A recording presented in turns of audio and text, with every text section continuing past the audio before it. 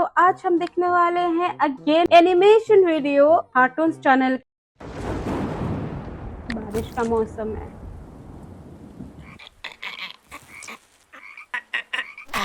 हमारा स्कूल ये एक ऐसा कैद खाना था जहाँ के नियम कायदे कानून कुछ अलग होते थे। इस जेल के कैदी डेली अपने घर से बस्ता टांग के यहाँ पे आते हैं दिहाड़ी करने। कई माँ बाप उनके बच्चों को खुद इस जेल में फेंक के जाते हैं ताकि उनका बच्चा जिंदगी में एक सक्सेसफुल दिहाड़ बन सके। दरिंदे रोक दे बच्चा। मैं अपनी दिहाड़ी करने वैन से जाता था। हमारी वैन वाले ड्राइवर का नाम था भैया जी और उसकी वैन का नाम था मैजिक, जिसका हर दूसरे दिन टायर पंचर हो जाता था। बच्चे लोग स्कूल जाके पढ़ना सीखे ना सीखे टायर पंचर बनाना जरूर सीख जाते थे। लेकिन भैया जी से मेरा अलग अटैचमेंट था। उनसे मेरे को दिल से नफरत थी। ये आदमी सुबह 5 बजे आके मेरे घर के सामने हॉर्न बजाता था। अरे भैयू, ओए भैयू, जल्दी से तैयार हो जा बेटा, 5 मिनट में निकलना है फटाफट। वो बच्चे को लेने आया है, उसके घर में ना रहा है। कैसा वैन ड्राइवर है ये? लेकिन ये आदमी सुबह सबसे पहले आके मेरे को लेता था। उसके बाद हम 3-4 घंटे पूरे शहर भ्रमण पे निकलते थे। शहर के पूरे आखिरी कोने से बच्चे ले लेके आता था ये आदमी। जहाँ पे वैन जा भी नहीं सकती उधर कूदा कूदा के ले जाता था ये, और फिर टायर पंचर हो जाते थे। शाम पड़े वापस से हमको घर घर छोड़ के आता था ये। जिंदगी बर्बाद कर दी थी भैया जी ने मेरे स्कूल में सबसे पहले लेते थे और सबसे आखिर में छोड़ते थे। लेकिन मैं फिर भी उसी वैन में जाता था क्योंकि चमेली भी हमारी वैन में आती थी। और बात यह है कि वो मेरे पास ही बैठती थी, मतलब मजबूरन। उसके पास और कोई ऑप्शन ही नहीं बचता था और मैं बचाता भी नहीं था। मैं घर पे जाते से जो 2-3 घंटे मेरे को सोने के लिए मिलते थे उसमें सोता नहीं था और मैं प्लानिंग करता था कि कैसे चमेली सिर्फ मेरे पास बैठे। चमेली सबसे आखिर में आती थी और मैं सबसे पहले सुनसान वैन में चढ़ के बस्ता अपने पास में रख के और फसर के सो जाता था। बाकी सारे बच्चे अपना बस्ता गोदी में रखते थे क्योंकि तुम्हारे बाप की वैन नहीं है, मतलब मेरे भी नहीं थी, पर मेरे ऊपर भैया जी को तरस आ जाता था कि बेचारा 5 बजे से आया है, तो वो सोने देते थे। अरे कैसे चला रहा है ये गाड़ी? रुक जा, गाड़ी चलाना नहीं आती क्या? देखो, आदमी इतना तभी चिढ़ता है जब उसकी जिंदगी में कोई लड़की ना हो। नहीं है ना? नहीं, मैं समझ सकता हूँ लड़की ना होने का दुख दर्द, लेकिन मैं सोता नहीं था। मैं आंख बंद करके चमेली के घर का इंतजार करता था। तो क्योंकि चमेली आखिरी में आती थी तो वैन पूरी पैक पुक हो रखी होती थी, बच्चे बाहर उबल रहे होते थे और मैं अपना बस्ता पास में रख के एक्टिंग देखो, एक्टिंग। और जैसे ही वो आती थी, हड़बड़ाना नहीं, ऐसे टाइम पे हड़बड़ाते नहीं है कि फटाफट बैग उठाया और इधर बैठो जल्दी। मत करना ये हरकत, भाग जाएगी वो। ठरक नहीं झलकना चाहिए, जरासिक भी एकदम सटल रखना है। क्या हुआ? और कहीं जगह नहीं है क्या? तेरे मुंह में मूत दूंगा मैं। अच्छा ठीक है, इधर ही बैठ जाओ। देख रहे हो, एक्टिंग देखो भाई, तुम एक नंबर की। ना जाने कौन सी नशीली खट्टी मीठी खुशबू लगा के आती थी चमेली। आज तक उसकी खुशबू है मेरी नाक में। मैं वो खुशबू का पूरा मजा ले ही रहा होता हूँ, इतने में एकदम बास आती जने कहाँ से। जैसे ही मैं बाहर जागता हूँ, मरा हुआ कुत्ता पड़ा है वहाँ पे। एक काली कार शुक करके निकली और मेरे बच्चे को मार दिया। कैसे करके निकली? करके।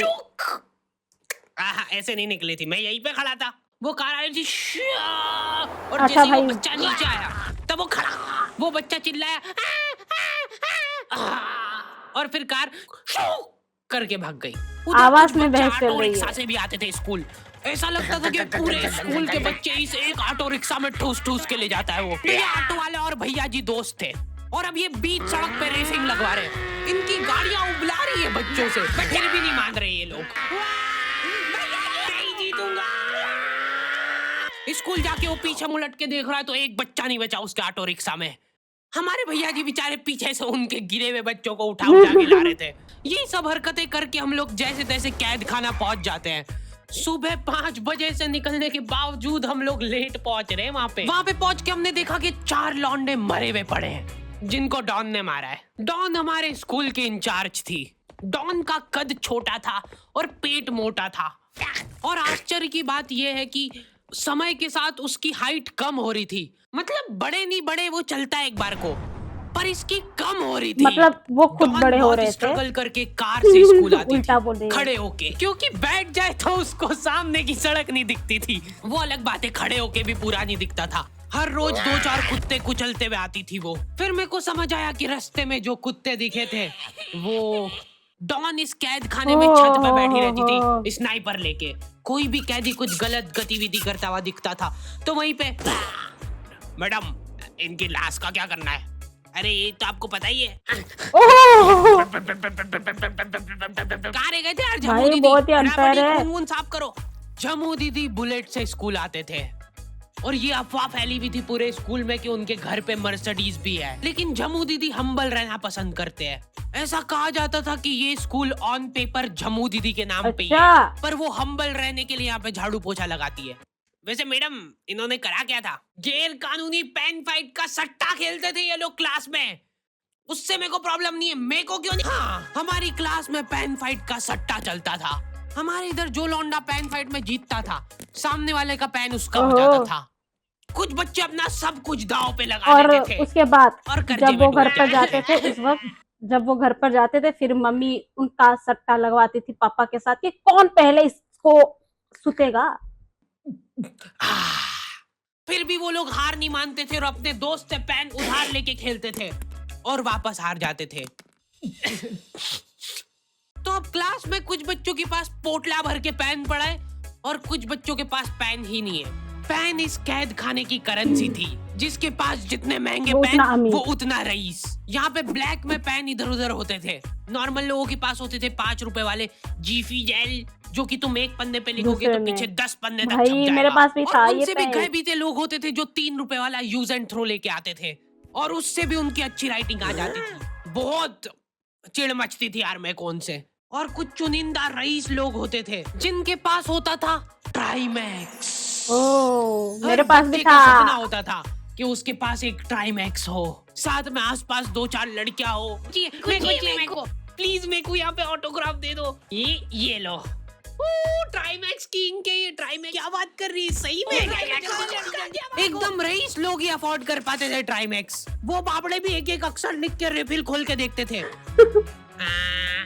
खाली हो रही है तो एक बार एक रईस बच्चे का ट्राईमैक्स चोरी हो गया। पूरे स्कूल में हाहू मच गई थी। भागो! PT sir. वो देखो, उस दिन हमको पता चला कि वो आदमी दौड़ भी सकता है।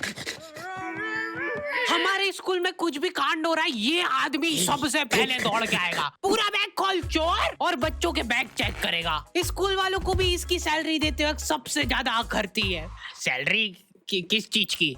इस आदमी की शक्ल देख के ऐसा लगता था कि ये स्पोर्ट्स की आड़ में वैन वालों के साथ मिलके बच्चों की स्मगलिंग करता है। इस महान आदमी का नाम था भूषण। इसने अपनी जांग पे टैटू करा रखा था, भू अलग जांग पे, सड़ अलग जांग पे। सर कल से खो खो खेलने के लिए कितनी बजे आना है? वो तो तुम एक चीज नोटिस करना, जितने भी पीटी सर होते हैं ना, जितने भी पीटी सर ऑलमोस्ट, भाई मेरे स्कूल में तो थे, मेरे स्कूल में थे भाई, वो टीचर होते हैं एक्सरसाइज के, जबकि उनके तोत खुद निकले हुए होते हैं। बैग चेक करा पहले तू। इन्होंने पूरे कैद खाने के कैदियों को लाइन से खड़ा कर दिया है। पेन हमारी क्लास के बच्चे का गुमा है और पूरे स्कूल में ढूंढ रहे हैं लोग। आखिरी में पता चलता है कि वो बच्चा घर पे भूल के आ गया था उसका पेन। सॉरी बेटा, एक फेड में मुंह देगा। बेचारा सर कितनी मेहनत करी उस एक पेन को ढूंढने के लिए, और ये बच्चा घर पर छोड़ के आ गया। बताओ कितनी अनफेयर है। ऐसे तो नमूने बच्चे थे हमारे स्कूल में, और टीचर लोग उनसे भी गए बीते थे। हमारे स्कूल में टीचरों को उनके नाम से कोई जानता ही नहीं है। बच्चों ने उनकी हरकतों के अनुसार टीचरों के नाम रखे हुए। हमारे इंग्लिश वाले टीचर का नाम था छोटा भीम। इससे चिड़चिड़ा आदमी मैंने आज तक नहीं देखा। छोटा भीम की हॉबी थी लड़कों को कूटना। उस बेचारे की हाइट छोटी थी तो बच्चे के मुंह तक उसका हाथ ही नहीं पहुंचता था। बेचारा उचक उचक के मारता था, फिर भी कमर तक ही हाथ पहुंच पाता था उसका। एक पॉइंट पे मेरे को ऐसा लगने लग गया था कि उसको सैलरी लड़कों को कूटने की मिल रही है। कभी किसी बच्चे को बहुत ज्यादा मार दिया, घायल हो गया वो बेचारा, ये लो आपका एक्स्ट्रा बोनस। होमवर्क तुम्हारा बाप करेगा क्या? सर मेरे पापा मर गए थे। तू भी मर जा। ये लो। अरे वाह, नहीं चल रही, सांस तो नहीं चल रही है। हाँ, कंफर्म मर चुका है ये। ओह, ये लो, आपका प्रमोशन हो गया है। लड़कियों से उसका अलग अटैचमेंट था। कौन सा परफ्यूम लगा के आई हो? सर थोड़ा दूर रहो। अरे मैं कुछ कर थोड़ी ना। भोली सी सूरत और आंखों में ठरक लेके स्कूल आ जाता था। So this means that he will jump over it and then he started ये आदमी इंग्लिश को इंग्लिश में ही ट्रांसलेट करके चल जाता था हमारी नंगी आंखों के सामने। इधर वॉशरूम में मौत का नंगा नाच मचा रखा था लॉन्डो ने। 4 लॉन्डे दिन भर वॉशरूम में जाके खड़े हैं, कुछ भी नहीं कर रहे वो लोग वहाँ जाके। उनको बस मन की शांति मिलती है वहाँ जाके। स्कूल के बाद अगले दिन उन चारों ने प्लानिंग करी, कुछ तो प्रोडक्टिव करते यार वहाँ जाके। अगले दिन वो सब पानी की बोतल लेके गए। अब वो पानी पी पी के हाथों हाथ मूत रहे हैं। और ये टीचर लोगों को प्रॉब्लम क्या है, बच्चे अगर वॉशरूम जा रहे हैं तो एक गया है तो अभी दूसरा नहीं जा सकता है। क्यों? तुम्हारे घर की लेटरिन थोड़ी ना है वो कि एक टाइम पे एक जना यूज कर सकता है। मान लो वो 2 जने अगर वॉशरूम में मिल गए तो वो क्या कर लेंगे ज्यादा से ज्यादा? भाई यहाँ का बल्ब निकाल लेते हैं ना। हाँ निकाल लो, फीस भरी है अपन ने। लॉन्डो को ऐसा लग रहा है कि इन्होंने फीस भर के पूरा स्कूल खरीद लिया है। 10 लॉन्डे कॉरिडोर में छाती चौड़ी करके चल रहे हैं प्रिंसिपल के सामने। प्रिंसिपल को इग्नोर कर रहे हैं लोग। इनको ऐसा लग रहा है कि इन्होंने फीस भर दी है तो प्रिंसिपल इनके पैर पड़ेगी। उनमें से आधों ने फीस भरी भी नहीं है। हमारा स्कूल बिल्कुल सेफ नहीं था। हमारे वॉशरूम में चोरियां हो जाती थी यार। वॉशरूम में क्या चोरी करने के बाद सब लोग अंधेरे में मूत रहे एक दूसरे के जूते पे। उधर कर। उसके बाद पूरे वॉशरूम में कुछ दिख नहीं रहा है चोरी करने का। तो ये लोग कितना गंदा हुआ पड़ा है यार। पहले बाथरूम तो हाँ, नल उखाड़ के ले गए। बाप रे। नल कौन ले जाता है? कभी वो मछली वाले साबुन चोरी हो जाते थे, कभी ये फिनाइल की सफेद गोली को माउथ फ्रेशनर समझ के खा जाते थे। क्या? भाई इसको चबा मत, इसको चूस, ज्यादा देर तक चलेगी ऐसे। ठंडक हो रही भाई, ठंडक।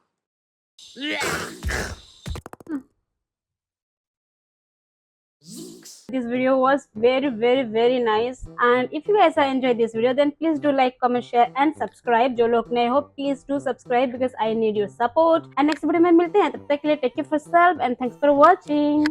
Bye.